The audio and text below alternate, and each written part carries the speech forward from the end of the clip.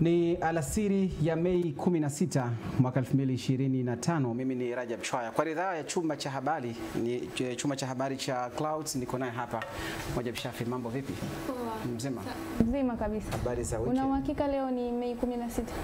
Of course leo ni Mei 16. Kalenda sisi zinaongea. Kwa hiyo umeangalia kalenda? Sawa, kama una uhakika. Leo ni 17, 18.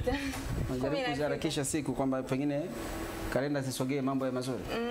Kwa kweli. Sawa, Mwajab Shafi tutakuwa naye hapo baadaye katika upande wa The Screenshot.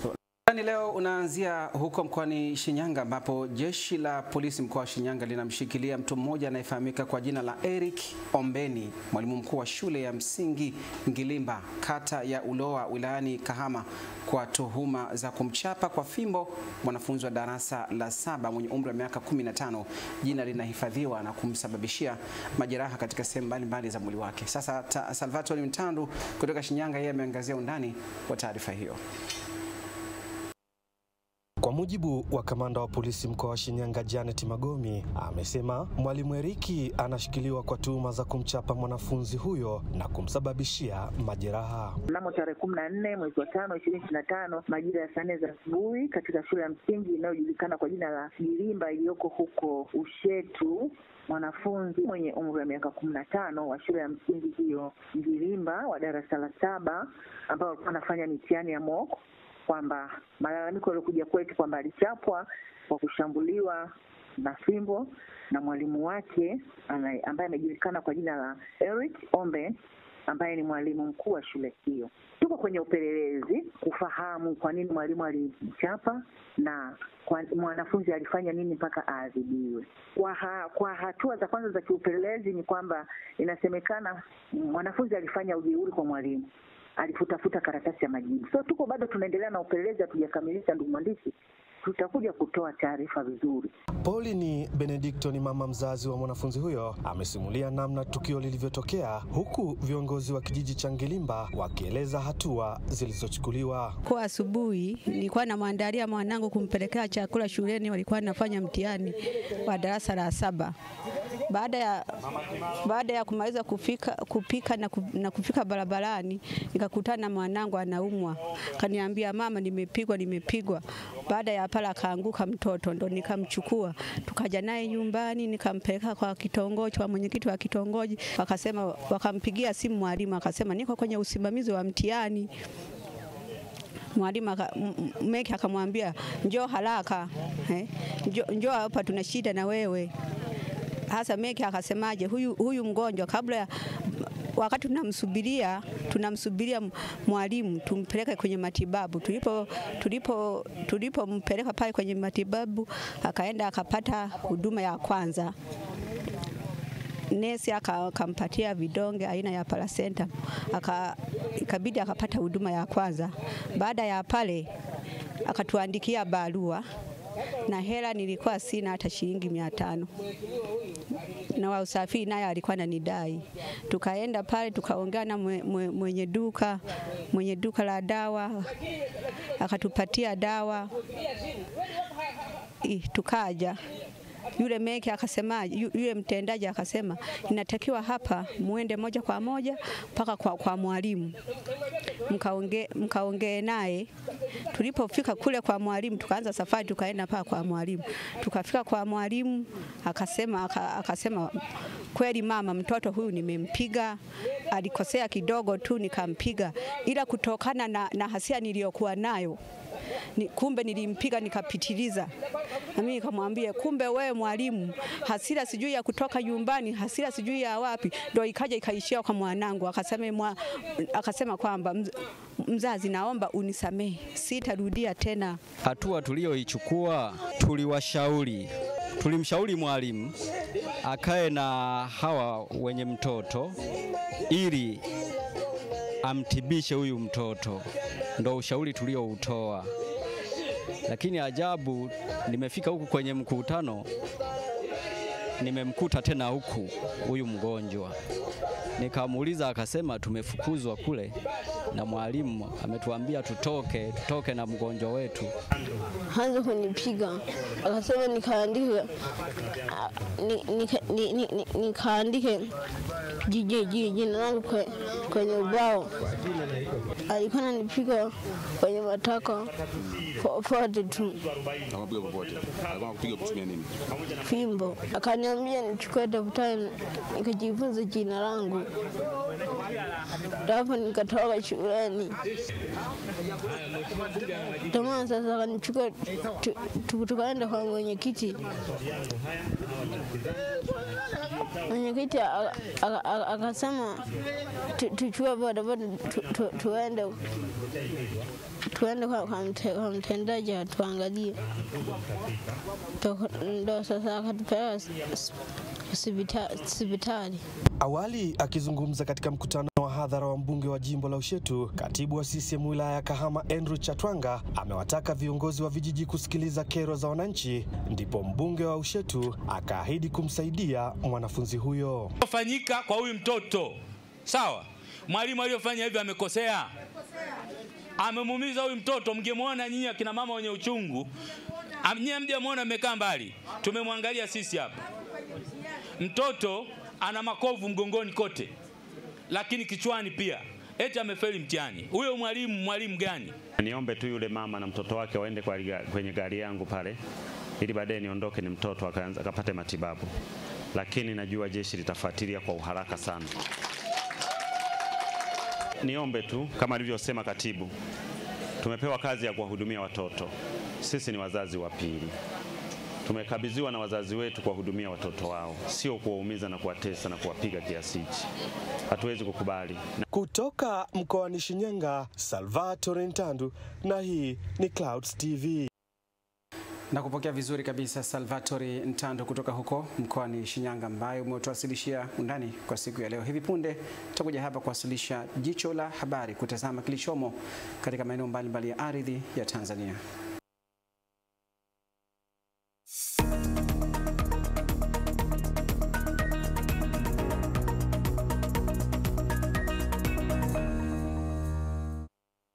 Jicho la habari leo linaanzia huko mkoani Morogoro, ambapo serikali imetenga shilingi bilioni 137 kwa ajili ya kujenga mabwawa, kwa hatua inayolenga kukabiliana na changamoto ya mafuriko kwa wakazi wa wilaya ya Kilosa yanayojitokeza mara kwa mara wilayani humo katika kipindi cha masika, sambamba na wananchi kupata huduma ya maji safi na salama. Taarifa ya Merina Robert kutoka Morogoro hapa studio inasomwa naye Musa Memba. Ni katika mkutano wa hadhara ambao unawaeleza wananchi utekelezaji wa ilani ya Chama cha Mapinduzi mwaka 2020-2025, ambapo katibu wa NEC itikadi, uenezi na mafunzo CCM Taifa CPA Amos Makala, ambaye yupo mkoani humo kwa ziara ya kikazi, mbali na kueleza mambo mbalimbali, akatoa agizo kwa uongozi wa mkoa wa Morogoro kuongeza kasi ya ugawaji mashamba kwa wananchi, ambayo Rais Dr. Samia Suluhu Hassan aliagiza wapewe wananchi baada ya kufuta hati za umiliki. Chama cha Mapinduzi tuna wajibu na dhamana ya kuwatumikia Watanzania. Hao wengine hawana bajeti, hawana dhamana wala wajibu wa kuwatumikia Watanzania. Ndio maana hapa wakija ni kuchungulia tu hapa mchango leo tutapata kiasi gani. Na hapa CPA Makala akawasisitiza wananchi kushiriki katika mchakato mzima wa uchaguzi mkuu. Hatuwezi kuwa sehemu ya kuvuja katiba ya Jamhuri ya Muungano wa Tanzania. Wenyewe ndio waahirishe uchaguzi, hawashiriki, watusubiri 2030. Mbunge wa jimbo la Kilosa Profesa Paramagamba Kabudi ameeleza miradi inayotekelezwa jimboni hapo. SGR hii stesheni ya Kilosa miaka ijayo itatuongezea watalii kuja mbuga ya Mikumi kuingilia geti jipya la Mbamba. Hapo nyuma kabla ya kuja Kilosa, ama miaka kadhaa iliyopita nyuma, kabla ya kuja Kilosa, sifa kubwa ya wilaya ya Kilosa utakuwa ni mapigano na mauaji ya wakulima na wafugaji. Leo hii sifa kubwa ya wilaya ya Kilosa ni kusukuma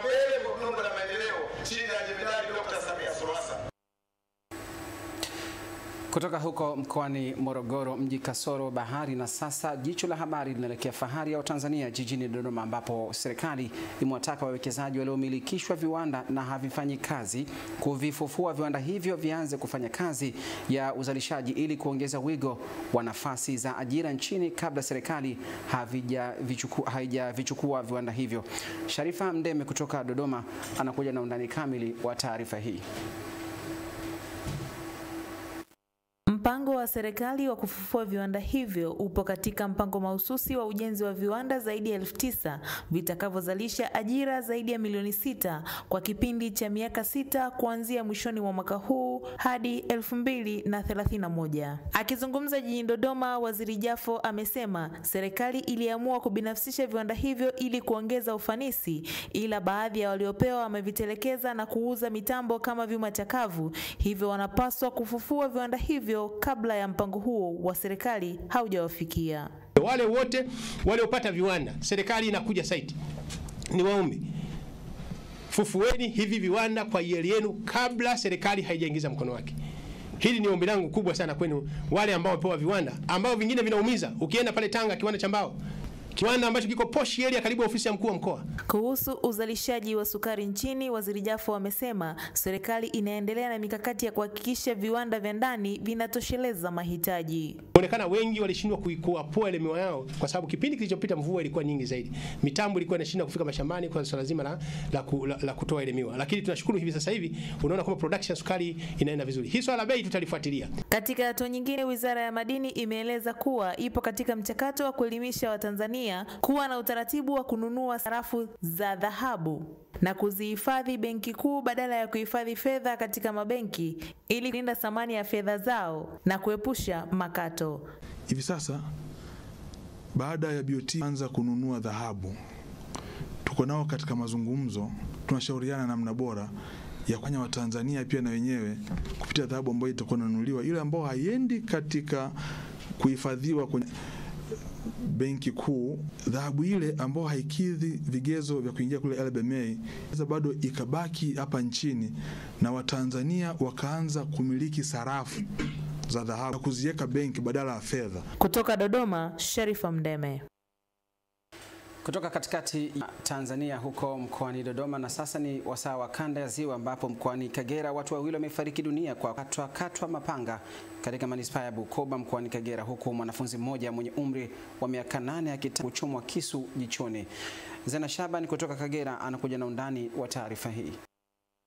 Matukio hayo yametokea katika nyakati tofauti katika manispaa ya Bukoba mkoani humo, ambapo yameelekuwa watu hawa ambao ni bodaboda waliuawa na kisha kunyang'anywa pikipiki. Wakiongea katika baraza la diwani la kuwasilisha taarifa za robo ya 3 ya kata, madiwani katika manispaa ya Bukoba wameelewa kwa matukio hayo na kuliomba jeshi la polisi kuendelea kuimarisha doria na kuwakamata wahalifu hao. Mpaka sasa ni tukio kama la 4 ndani ya manispaa ya Bukoba, lakini pata taarifa kwamba yuko mkazi wangu alikuwa ndani ya mtaa wa Kiabitembe, mtaa Bunkangu, ambaye sasa alimwaga mwenzake kwamba nenda naitwa Nyanga, akaenda kata ya Nyanga.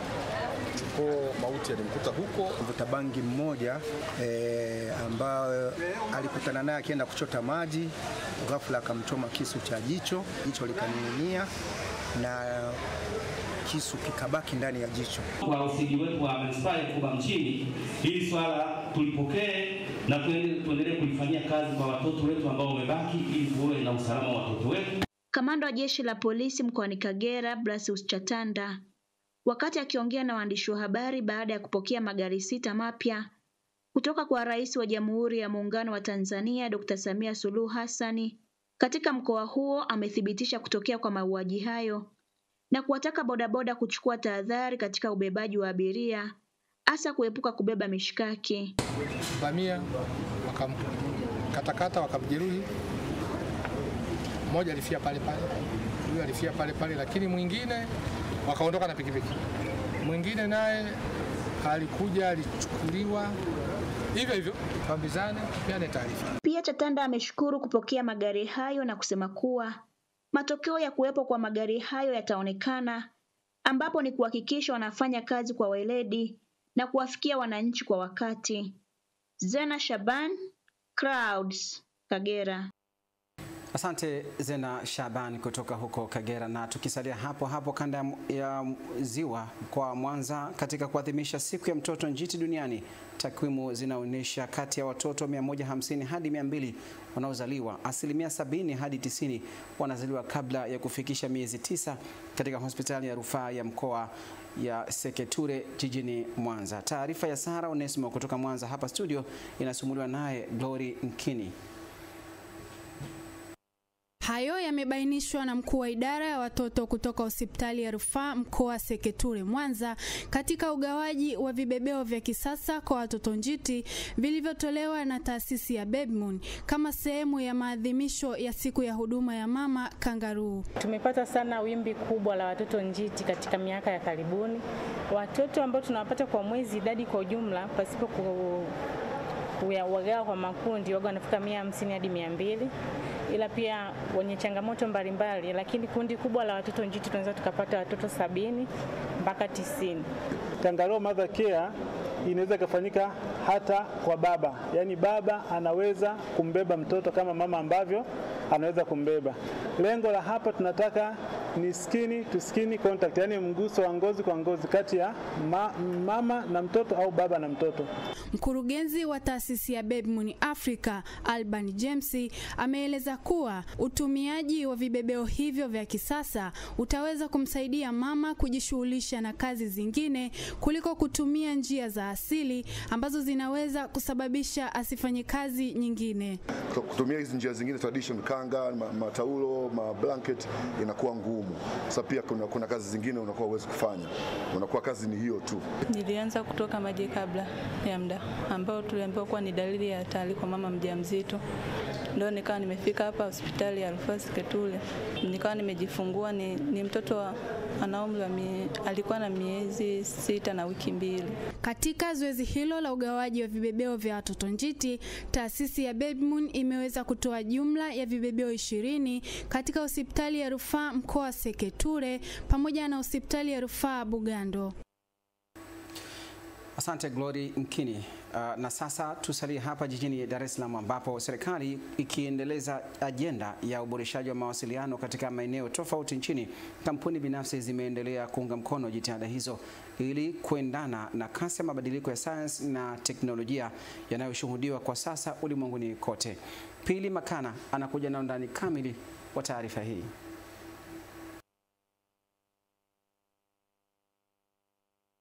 Sasa ni wakati ambao kizazi janja kinafurahia maendeleo ya teknolojia yanayokiwezesha sio tu kufurahia kwa kuperuzi mitandaoni, bali pia kufanya kazi mbalimbali za kiofisi kupitia kujifunza pamoja na kufanya biashara kupitia simu zao, jambo linalorahisisha maendeleo nchini.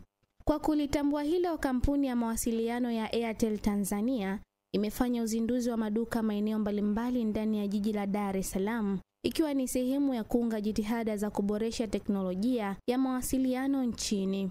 Kama mnavyojua, duka letu jingine lilikuwa makao makuu. Kwa hiyo mteja kutoka Sinza aende Mlimani City au aelekee makao makuu Moroko. Lakini leo hii mteja ataweza kupata huduma hapa Sinza, ambapo wakifika hapa watapata huduma zote zinazotolewa na Airtel. Kuanzia kusajili laini mpya ya Airtel, kama ulipoteza laini ya simu kuja kufanya swap. Kwingineko, Doreen Patrick, Mtanzania anayeishi nchini Marekani na mfanyabiashara, amezulu kituo cha kulelea watoto wenye mtindio wa ubongo cha Dorcas Home Care Initiative kilichopo Madale jijini Dar es Salaam na kukabidhi vitimwendo 7 pamoja na kuwakatia bima ya afya ya mwaka mmoja watoto 15 kituoni hapo. Hawa watoto sio tofauti kama watoto wengine, na watu wasiogope kwamba labda watasemwa. Tunapokuwa na ile hofu, inamaanisha unawapa watu sababu ya kukubali kwamba ni kweli. Doreen amepokelewa na Rehema Simfukwe, mwanzilishi wa kituo cha Dorcas Home Care Initiative. Anaeleza mahitaji mengine ya msingi kwa watoto hawa, huku akiwaomba wadau kumshika mkono. Hawa watoto hawali kama wanavyokula watoto wengine. Wengi wao huwa wanashindwa kumeza hapa kwenye koo, wanashindwa kumeza vyakula vya kawaida. Kwa vyakula vyao ni vya majimaji. na kuna watoto wengine pia wanatumia mipira special ya kula, hawali kupitia midomo. Tukisalia jijini Dar es Salaam, Watanzania wameombwa kuongeza ari ya kujitolea kuchangia kwa hiari benki ya damu salama ili kukabiliana na mahitaji yaliyopo kwenye hospitali za serikali ikiwemo hospitali ya taifa Muhimbili. Wito huo umetolewa jijini Dar es Salaam na afisa mhamasishaji damu salama kutoka hospitali ya taifa Muhimbili, Richard Masam, wakati akizungumza kwenye zoezi la kuchangia damu lililoendeshwa na wafanyakazi na wateja wa benki ya KCB Tanzania. Kumekuwa kuna ugumu, lakini tunachosisitiza na ambacho tunachoendelea kuomba ni elimu iwafikie wale ambao kwamba wanakuwa na hofu kwamba zoezi kwamba ni zoezi ambalo linakuwa na changamoto, lakini hapana, ni zoezi safi na salama. Na sisi tukiwa sehemu ya jamii tumeona ni vyema kuungana mkono ili kuwezesha hospitali zetu kuwa na akiba ya damu ya kutosha. Taarifa yake Pili Makana inahitimisha jicho la habari kwa siku hii ya leo. Hivi punde tu Mwajib Shafi atakuja hapa kuwasilisha the screenshot, lakini pia ataungana naye Praymaker. Mimi ni Rajab Chwaya.